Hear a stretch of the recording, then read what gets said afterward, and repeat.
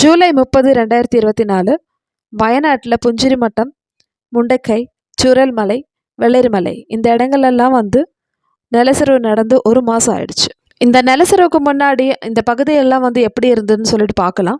ரொம்பவே அழகான ஒரு கிராமம். இந்த மாதிரி இடங்கள்லாம் கேரளாவில் இருந்ததான்னு சொல்லிட்டு யோசிக்கிற மாதிரி இருந்தது. சூரல்மலை ஸ்கூல், அது பக்கத்தில் ஒரு நதி ஓடிட்டு இருந்தது. அந்த ஸ்கூல் பக்கத்தில் இருக்கிற கிரவுண்ட் இதெல்லாம் பார்க்குறதுக்கே அவ்வளோ அழகாக இருந்தது. இனிமேல் இதெல்லாம் நம்மளால் பார்க்க முடியாது. இந்த மாதிரி வீடியோஸில் தான் இந்த மாதிரி இடங்கள் இப்படி இருந்ததுன்னு சொல்லிட்டு பார்க்கலாம். இது சூரல்மலை டவுன். ரொம்பவே க்ரௌடான ஒரு இடமா இருந்தது. ஜூலை 30க்கு முன்னாடி வரைக்கும் அங்கே இருந்த ஆளுங்கள்கிட்ட இந்த மாதிரி ஒரு நிலச்சரிவு நடக்க போகுதுன்னு சொன்னால் யாராவது நம்புவாங்களா? கண்டிப்பாக நம்ப மாட்டாங்க. இந்த நிலச்சரிவில் சூரல்மலையும் முண்டக்கையும் கனெக்ட் பண்ணுற பாலம் உடஞ்சிடுச்சு. இதுக்கு பதிலாக தான் ஆர்மி அங்கே பெய்லி பிரிட்ஜ் கட்டியிருக்காங்க. இந்த அளவுக்கு அழகான ஒரு இடம். இது இப்படி ஆகும்னு சொல்லிட்டு யாருமே நினச்சி பார்க்கல. இந்த முண்டக்கை, சூரல்மலை பகுதியெல்லாம் பார்க்குறதுக்கு நிறைய டூரிஸ்ட் வந்திருந்தாங்க. இனிமேல் இந்த இடம் இப்போ இல்லை. இப்போ இந்த இடம் எப்படி இருக்குன்னு பார்த்தீங்கன்னா ரொம்ப பயங்கரமான ஒரு மயான பூமியாக மாறி இருக்கு. இங்கெல்லாம் நிறைய மனிதர்கள் இருந்தாங்க, நிறைய வீடு இருந்தது, ரொம்ப பிஸியான ஒரு ஏரியா, ஒரு அழகான வில்லேஜ். அப்படிலாம் சொன்னால் யாராவது நம்புவாங்களா? யாருமே நம்ப மாட்டாங்க. முண்டக்கை, சூரல்மலை, புஞ்சிரிமட்டம், வெள்ளரிமலை இந்த பகுதியிலெல்லாம் நிறைய வீடுகள் இருந்தது. இவ்வளோ வீடுகள் ஒரு நைட்லேயே காலி ஆயிடுச்சு. நிலச்சரிவு நடந்த இந்த இடங்களோட இன்னொரு பகுதி பார்த்திங்கன்னா ரொம்ப பச்சை பசுமையாக இருக்குது. இந்த இடம் இப்போ பார்க்கும்போது இயற்கை தன்னுடைய கோர தாண்டவம் ஆடி முடிச்சு இப்போ ரொம்ப அமைதியாக தூங்கிட்டுருக்கு. ரொம்ப சாந்தமாக இருக்குது. இந்த மாதிரி இயற்கை சாந்தமாக இருக்கிறது பார்க்கும்போது நம்மளுக்கு பயமாக இருக்குது. திருப்பியும் என்னைக்கு இந்த மாதிரி ஆக போகுதுன்னு சொல்லிட்டு. இந்த இடங்கள் பார்க்கும்போது அப்படியே ஆப்போசிட்டாக இருக்குது. ரோடுக்கு ஒரு சைடு ஃபுல்லாகவே நிலச்சரிவு நிறைய வீடுகள் எடுத்துகிட்டு போயிடுச்சு.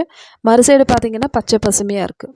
இங்கே தான் நிலச்சரிவில் இறந்து போனவங்கள ஒன்றா அடக்கம் பண்ணியிருக்காங்க. இந்த நிலச்சரிவு நடக்கிறது வரைக்கும் அங்கே இருந்த ஆளுகள்லாம் ரொம்ப சந்தோஷமாக தான் இருந்தாங்க. ரொம்ப அழகான ஊரில் இருக்கோமேன்னு சொல்லிட்டு அந்த அளவுக்கு ஒரு ஹாப்பியாக இருந்தாங்க. எந்த வித பொல்யூஷனுமே இல்லை. இயற்கையும் மனிதனும் ஒன்றா சேர்ந்து நல்ல விதமாக வாழ்ந்துட்டு இருந்தாங்க. என்ன ஆயிடுச்சுன்னு தெரியல, திடீர்னு இந்த மாதிரி ஒரு விபத்து அங்கே நடந்தது. இப்போ சூரல்மலை ஸ்கூல் இனிமேல் அங்கே ஓப்பன் பண்ண முடியாது. அந்த ஸ்கூலோட ஒரு சைடு ஃபுல்லாகவே இடிஞ்சு போச்சு. அது மட்டும் இல்லை, அந்த ஸ்கூல் இருந்த இடமும் ரொம்பவே கீழே போயிடுச்சு. அதனால இப்போ அந்த ஸ்கூலில் இருக்கிற மீதி இருக்கிற ஸ்டூடெண்ட்ஸ் மேப்படின்னு ஒரு இடத்துல கவர்மெண்ட் ஸ்கூல் இருக்குது, அங்கே இப்போ ஓப்பன் பண்ணியிருக்காங்க. மீதி ஆள்கள்லாம் என்ன ஆயிடுச்சுன்னு பார்த்தீங்கன்னா கிட்டத்தட்ட 1 மாதம் வரைக்கும் இந்த நிலச்சரிவில் எஃபெக்ட் ஆன எல்லாருமே கவர்மெண்ட் கேம்பில் தான் இருந்தாங்க.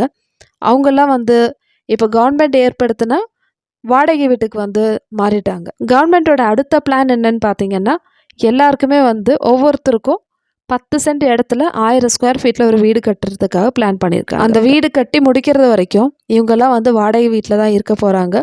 அவங்களுக்கு அந்த வாடகை வீட்டுக்கான செலவு, வாடகை எல்லாமே கவர்மெண்ட்டே கொடுப்பாங்கன்னு சொல்லிட்டு தான் இருக்காங்க. இந்த விபத்து நடந்த பகுதிகள்லாம் பார்க்குறதுக்கே ரொம்ப ஷாக்கிங்காக இருக்குது. அந்த மலைகள்லேருந்து அவ்வளோ பெரிய பாறைகள்லாம் அடிச்சுட்டு வந்திருக்கு. அந்த பாறைகளில் சிக்கியே நிறைய பேர் இறந்துருப்பாங்க. அந்த நைட்டில் என்ன நடந்திருக்குன்னு சொல்லிட்டு நம்மளால் யோசிச்சு கூட பார்க்க முடியாது. அதே மாதிரி இப்போ நீங்கள் பார்த்துட்டு இருக்கிறது ஒரு குப்பமேடு கிடையாது. அங்கெல்லாம் வீடு இருந்தது. வீடுகள் தான் இப்போ மண்கூனியாக மாறி இருக்கு. அந்த இடங்கள்ல இருந்த ஒவ்வொரு ஆட்களும் எத்தனையோ கனவுகளோட ஒன்று ஆசையாக வாங்கியிருப்பாங்க. ஆசையாக வாங்கின வண்டி, ரொம்ப ஆசையாக கட்டின வீடு எல்லாமே ஒரு நிமிஷத்தில் தரமட்டமாயிடுச்சு. அதெல்லாம் சம்பாதிக்கிறதுக்கு அவங்களோட ஒரு லைஃபே கொடுத்துருக்காங்க. அந்த அளவுக்கு கஷ்டப்பட்டு ஒன்று வாங்குறாங்க. அது எல்லாமே இந்த நிலச்சரிவில் ஒவ்வொரு நைட்லேயே போயிடுச்சு. விபத்து நடக்கிற கொஞ்ச நேரத்துக்கு முன்னாடி கூட அங்கே இருந்த ஆளுகளெல்லாம் நிறைய கனவுகளோடு இருந்திருப்பாங்க. அவங்கெல்லாம் தூங்க போகும்போது நாளைக்கு என்ன பண்ணலான்னு சொல்லிட்டு யோசிச்சு தான் தூங்க போயிருப்பாங்க. ஆனால் அவங்களுக்கு தெரியாது இல்லையா அந்த மாதிரி ஒரு விபத்து நடக்க போகுது, இனிமேல் நம்ம காலையில் பார்க்க மாட்டோம்னு சொல்லிட்டு. நைட்டு தூங்கிட்டு இருந்த பல பேர் அவங்களால காலையில் ஆனதே பார்க்க முடியல. அந்த இடமே போயிடுச்சு. சில பேர் தூக்கத்திலே இறந்துட்டாங்க. சில பேர் ரொம்ப போராடி இறந்து போயிட்டாங்க. சில பேர் எப்படியோ தப்பிச்சுட்டு அவங்க உயிரை காப்பாற்றிட்டு ஓடிட்டாங்க. அது வரைக்கும் எல்லாரும் ரொம்ப நேசித்த ஒரு கிராமம்.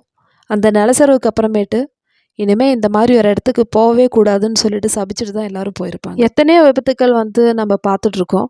ஆனால் இங்கே வயநாட்டில் நடந்த நிலச்சரிவு மட்டும் நம்மளால மறக்கவே முடியல. ரொம்ப அழுத்தமான ஒரு தழும்பாக நம்ம மனசில் பதிஞ்சிட்ருக்கு.